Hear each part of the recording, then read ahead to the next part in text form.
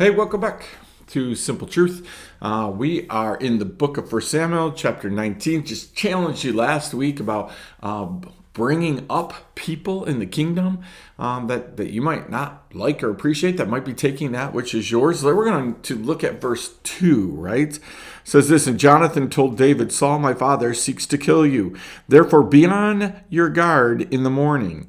Stay in a secret place and hide yourself. So again, as Saul reveals his plan, been talking about this a lot with some people lately, about this whole idea of, does the enemy have to reveal his plan?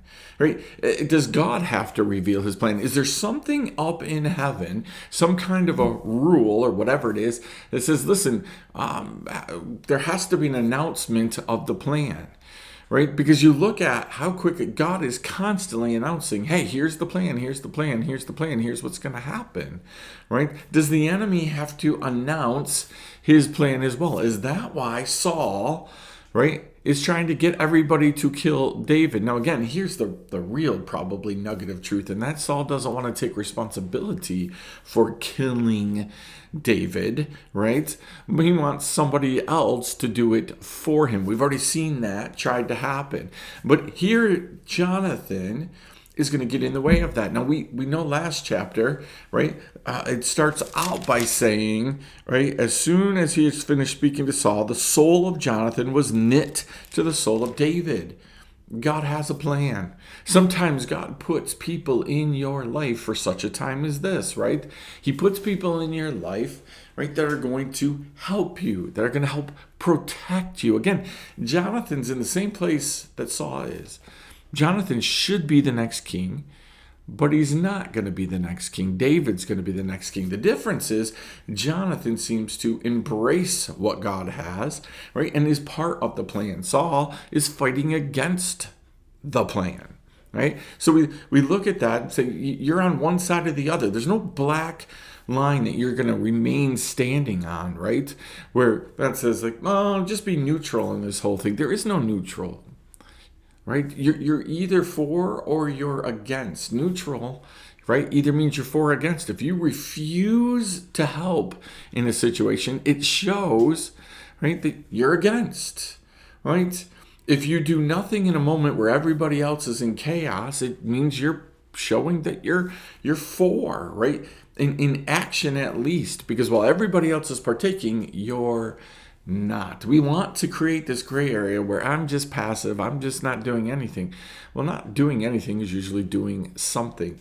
In this case, Jonathan, right, is proactive, and he goes to David and he says, David, right, my father is out to kill you. So be guarded, right? Watch out. Here's a plan. Go and hide until the morning, right? And I will go out, stand beside my father in the field where you are. I will speak to my father about you, and if I learn anything, I will tell you. Right? Again, I'm going to be your eyes, your ears. You stay protected. I'll take care of that. Do you have anybody in your life that you would trust like this? Right? The Jewish people found this out in Germany, right? And in other places as they were hiding. They had to fully trust, right? They had to fully trust that which was going on. They had to fully trust the people who were taking care of them, the people that were watching over them. Can you imagine that, being a Jewish person sitting in a closet or an underground bunker or, somewhere else, and you're completely dependent upon your host? Are they going to literally take care of you? Or are they going to turn you in? This is David. Jonathan says to David, go hide.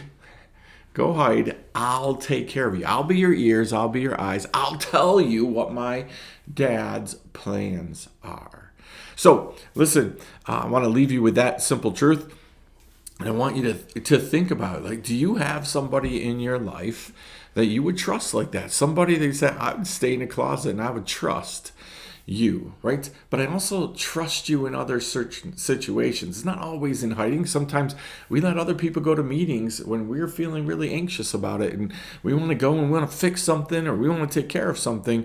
Sometimes we let other people take care of things for us. Do you trust somebody like that? Do you have people that you know, like, hey, I'd put my life in your hands? Think about that. We'll see you next time. Simple truth.